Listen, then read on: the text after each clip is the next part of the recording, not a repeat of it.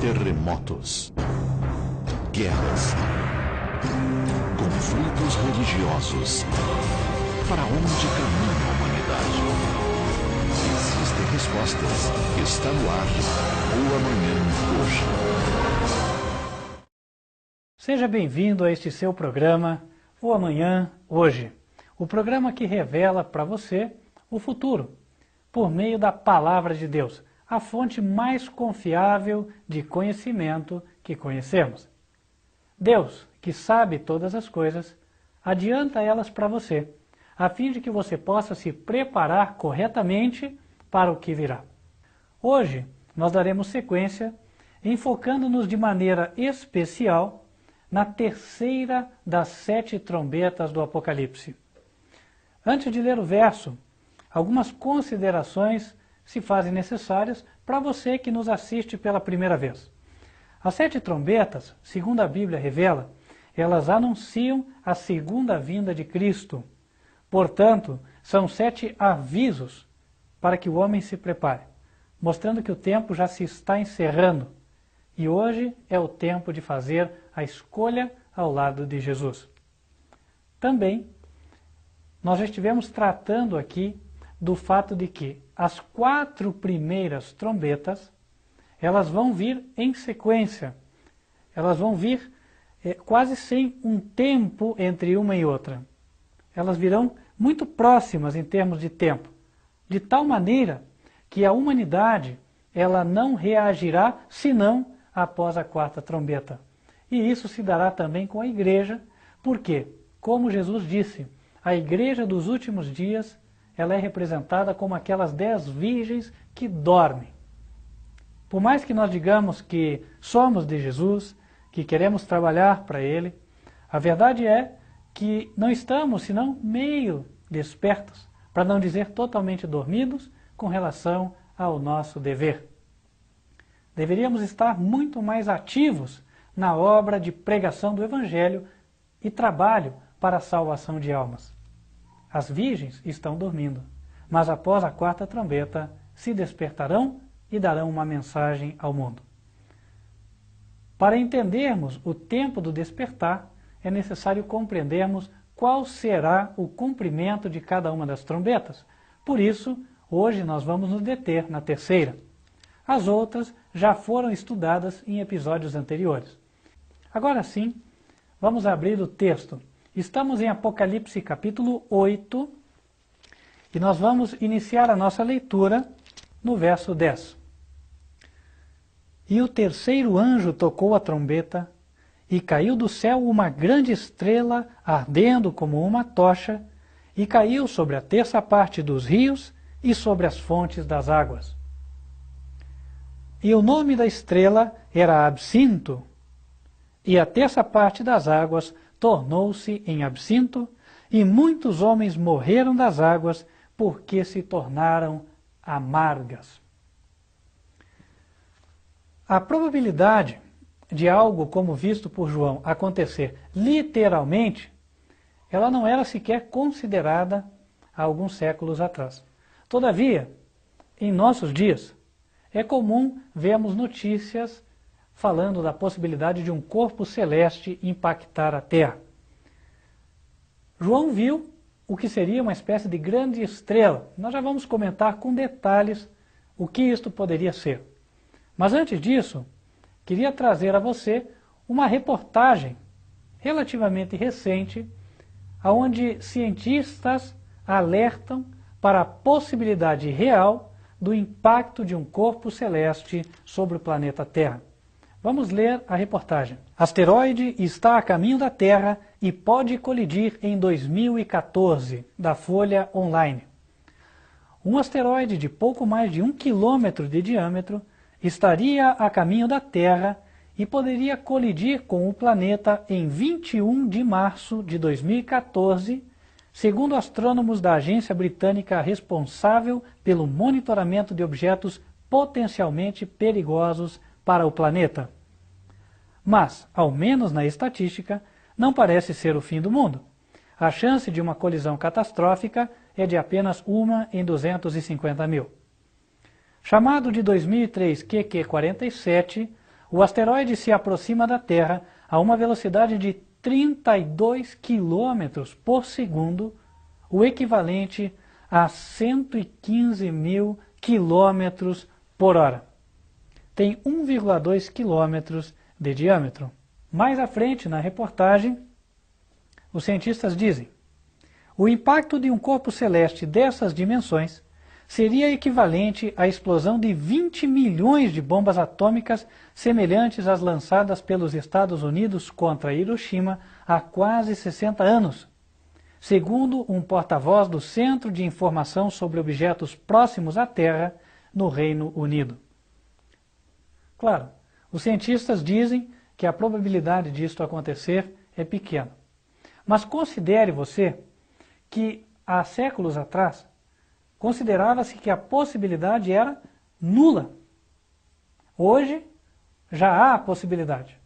E daqui a pouco, porque a palavra de Deus sempre se cumpre, nós estaremos falando de um evento já ocorrido. A Terra, sim, você pode escrever isso, a Terra será impactada por um corpo celeste, tal como viu o profeta João. Certa vez, o apóstolo Pedro disse que nós devemos ter a palavra profética como segura, como aquela luz que vai brilhando até que se torne dia claro. No começo, é difícil divisar um cumprimento literal das palavras de Deus. Mas à medida em que o tempo do cumprimento vai chegando, fica mais fácil de ver como aquilo se cumprirá. Nós começamos a vivenciar a realidade vista pelo profeta em visão. No texto, João diz que viu um corpo celeste, chamado para ele de grande estrela. Esta grande estrela ardia como uma tocha. Diferentemente da segunda trombeta, está essa palavra tocha designando o objeto que cai na terceira trombeta. Na segunda trombeta, o que impactava a terra era uma montanha rochosa ardendo em fogo. Agora, um corpo mais brilhante que se assemelha a uma tocha. A tocha, se você compara ela com uma mera bola de fogo, a diferença é que ela tem um brilho maior na base, é exatamente dali onde está o combustível do fogo, mas a partir da base sobem chamas de fogo, e o brilho então é menos intenso, mas dão a ideia de uma cauda. João vê que essa grande estrela com cauda, ela cai e impacta a Terra. Hoje, a um corpo como esse, nós chamamos cometa. Cometas são corpos celestes que possuem núcleo e também cauda, e ambos são brilhantes. João vê que um como esse impacta o planeta Terra. Dessa vez, não cai no mar, como foi o caso da segunda trombeta. Segundo João viu, ele caiu sobre os rios e fontes das águas, ou seja, ele caiu no continente. Se você olha o mapa mundi, você vai ver que os rios parecem nada mais do que pequenos riscos, como se fossem do tamanho de veias do nosso corpo. Por isso, João, ao ver que ele cai no continente, ele se refere ao fato de cair sobre rios e fontes de águas, ou seja, ele entra dentro do planeta e cai num lugar próximo a um rio ou em um rio, mas certamente no continente. Quando ele impacta a Terra, João imediatamente vê as consequências, e nós vamos considerá-las aqui. Em primeiro lugar, quando um corpo impacta, por exemplo, uma bola ou um balão, no ponto do impacto ocorre um afundamento. Eu queria mostrar isso com as mãos para você. Imaginemos que aqui nós temos a bola que representa o planeta Terra. Agora vem o corpo celeste e ele impacta. Quando ele impacta, essa superfície abaulada, ela vai fazer isso. Vai haver um buraco. E considere agora que na superfície da Terra, onde nós vivemos, nós temos tubulação de água potável, tubulação de esgoto, nós temos o lixo de aterros sanitários enterrados, em alguns lugares há material radioativo, tudo isso está embaixo da Terra. Obviamente, os resíduos tóxicos, nós procuramos deixá-los relativamente isolados do restante da terra. Colocamos em invólucros de chumbo ou outros invólucros que impeçam que eles contaminem a terra e as águas subterrâneas, chamadas de lençóis freáticos. Só que quando o cometa impactar a terra, tudo isso será prensado de uma só vez. Aqueles recipientes que nós fizemos, que estão embaixo da terra, para conter os materiais tóxicos, eles se romperão. Também, o mesmo ocorrerá com a canalização de esgoto. Assim, aquilo que é tóxico, aquilo que é prejudicial, se misturará à terra e contaminará a água que está embaixo da terra, a água subterrânea, aquela que nós tomamos ao cavar um poço ou que está nos lençóis mais profundos, que são retirados por meio de poços artesianos. João viu que as águas se tornaram em absinto ou venenosas, amargas, e muitos homens morreram por causa daquelas águas. O termo amargas na Bíblia, só para te esclarecer, ele representa venenosas. Quero trazer aqui um texto bíblico que nos leva a entender isso. Êxodo 15, verso 23. Falando da peregrinação dos israelitas no deserto, o Senhor diz: Então chegaram a Mara, mas não puderam beber as águas de Mara, porque eram amargas. Por isso chamou-se o seu nome Mara. Mara, em hebreu, quer dizer amargo. A água Mara, a água amarga, não era potável. As águas se tornando em amargas no tempo do Apocalipse, quando João usa essa expressão, ele quer dizer que as águas ficarão venenosas. E como nós vimos, essa seria a consequência natural do impacto de um corpo celeste como um cometa. Fora o fato do afundamento e a mistura do que é tóxico embaixo da Terra, nós temos somado a isso o fato de que o cometa traz em si também materiais que são radioativos.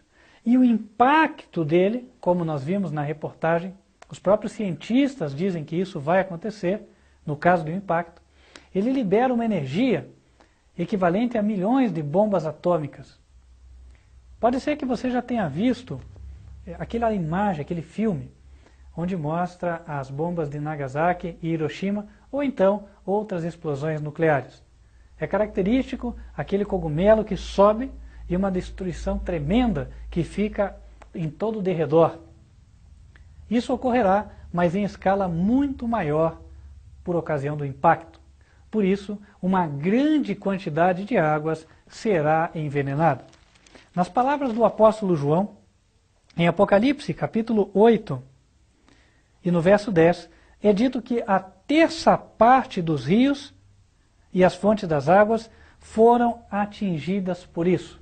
Ou seja, a terça parte dos depósitos de água doce será afetada. A terça parte da terra sofrerá com isso. O nome da estrela, segundo João viu, era absinto. A palavra absinto, ela era usada por Jeremias, em Jeremias capítulo 9, para representar uma planta venenosa. Queria ler o texto com você. Está no livro de Jeremias, capítulo 9, verso 15, e diz: Portanto, assim diz o Senhor dos Exércitos, Deus de Israel: Eis que darei de comer a losna, outras versões dizem absinto, a este povo, e lhe darei a beber água de fel. Fel, não é necessário dizer, a palavra se autoexplica. Com relação a absinto, é uma planta venenosa. Foi dado um nome ao corpo celeste que impactaria a Terra, absinto. E por quê? Na Bíblia, o nome, ele demonstra pelo menos duas coisas. Uma delas é o caráter. Um exemplo típico, nós já citamos em vários programas, é o caso de Jacó. Jacó significa enganador, e ele tinha essa falha no seu caráter. Tanto que, quando houve oportunidade, enganou o seu pai para obter o direito de primogenitura que era do seu irmão Esaú. Mas a segunda conotação é missão.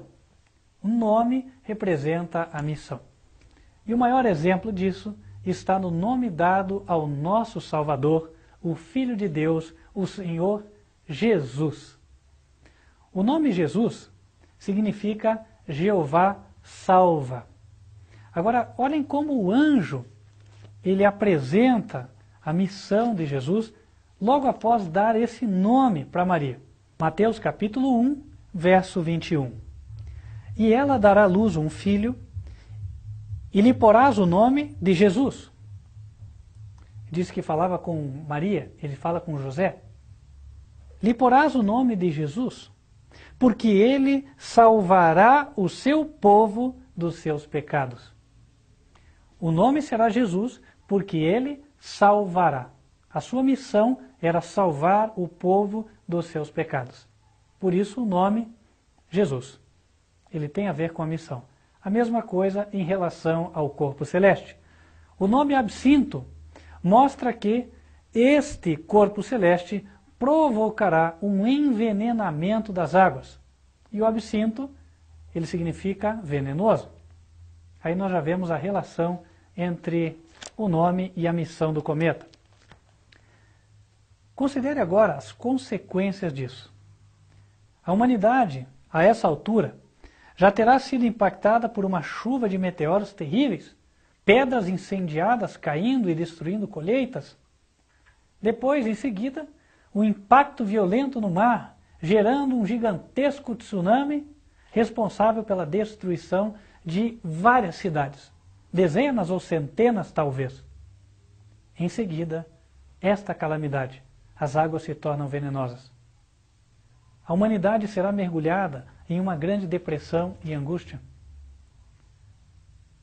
Será um tempo como nunca houve.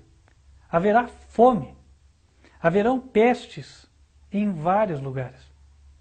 Uma outra consequência do impacto deste corpo celeste também vai dar cumprimento às palavras de Jesus dadas no sermão profético de Mateus 24. Nós já vamos ler o verso. Mas antes de ler, vamos considerar o que vai acontecer. Considere agora, mais uma vez, o corpo celeste impactando a superfície da Terra. Se a superfície fosse, por exemplo, um balão, é simples de entender assim. Se você bate em um balão, a parte onde a sua mão impacta, ela afunda. Mas as outras partes, elas se expandem. Isso acontece para compensar a pressão. O que está dentro do balão é o ar, é algo que se desloca. Então a pressão ela é compensada pelo mover-se das outras partes. O mesmo acontecerá quando o corpo celeste impactar o planeta Terra.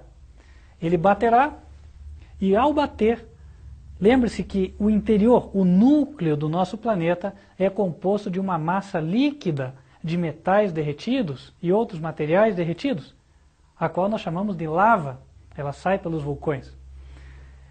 Quando a Terra for impactada, da mesma forma, ela vai procurar ajustar-se à pressão recebida. E esse movimento das camadas inferiores da Terra, das placas, provocará movimentos de terra na superfície, que são conhecidos como tremores ou terremotos. Haverão terremotos em muitos lugares. É por isso que Jesus, em Mateus 24, disse que como um sinal do tempo do fim, haveriam 3 coisas conjugadas. Nós queremos ler o texto para você, a fim de você ver como ele vai estar se cumprindo por ocasião da terceira trombeta. Mateus 24, verso 7. A partir do meio do verso diz: e haverá fomes e pestes e terremotos em vários lugares. Após as 3 calamidades preditas nas 3 primeiras trombetas se cumprirem, o povo estará sofrendo porque grande parte da colheita terá sido destruída, então haverá fome. Também haverá peste. Nós vimos que os lençóis de água ficarão contaminados e a contaminação será não apenas por material radioativo, nós vimos que também o esgoto e todo o lixo que está hoje enterrado, que for prensado, vai contaminar os lençóis freáticos, por isso doenças vão surgir em toda parte. E também terremotos como compensação do planeta ao impacto que recebeu. Tudo isso encontrará cumprimento neste tempo. Jesus se referia a ele no seu sermão profético aqui nesse verso. Outra coisa que gostaríamos de considerar com você. Uma outra consequência do impacto dará, cremos, cumprimento ao relato da quarta trombeta do Apocalipse. Isso também não é difícil de entender. Vamos explicar primeiro aqui e em seguida ler o relato. Ao bater o asteroide, ou o corpo celeste, melhor dizendo, sobre a Terra, imagine novamente que ela fosse um balão, mas dessa vez cheio de água. Quando você bate, imagina que houvessem furos nesse balão. O que acontece com a água? Ora, você aplicou uma pressão e essa água pressionada ela vai sair pelos orifícios. A Terra, ela pode ser comparada a uma bola com furos. Os seus furos são o que chamamos de vulcões. Deles sai o material líquido do interior do planeta, a lava. Por ocasião do impacto, esta pressão será aliviada pela erupção de vários vulcões que derramarão milhões de toneladas de lava sobre o espaço. Enxofre, materiais derretidos e uma grande fumaça preta que tomará conta do ar. E isso gerará uma escuridão tal que nos parece ser o cumprimento da quarta trombeta. Nós vamos ler o relato da quarta trombeta e em seguida nós vamos passar para você um vídeo feito recentemente, que foi sobre o resultado da erupção de um vulcão na Islândia. E veja por você mesmo se o que é mostrado ali não corresponde ou não equivale ao que em breve, segundo diz João, nós veremos acontecendo. Agora não mais a erupção de um vulcão, mas a erupção de muitos e ao mesmo tempo. Vamos ler o cenário visto por João na quarta trombeta. Apocalipse 8, agora no verso 12. E o quarto anjo tocou a trombeta, e foi ferida a terça parte do sol, e a terça parte da lua, e a terça parte das estrelas, para que a terça parte deles se escurecesse, e a terça parte do dia não brilhasse, e semelhantemente a noite. Sol, lua e estrelas sendo enegrecidos. Quando João viu que a terça parte se escurecia, é difícil para nós entendermos a partir disso que nós vamos olhar para o sol, traçar uma linha e dizer, um terço não aparece e outros 2 terços aparecem. Agora, ao considerar o que veremos no vídeo, nos parece mais lógico. Inclusive, outras versões da Bíblia nos levam a entender que o que ocorrerá é um ofuscamento do brilho desses astros. A luz do sol, da lua e das estrelas não vai passar pelo ar. A visibilidade será reduzida em muito. Esse é o que entendemos seria o cumprimento. Vamos ver o vídeo.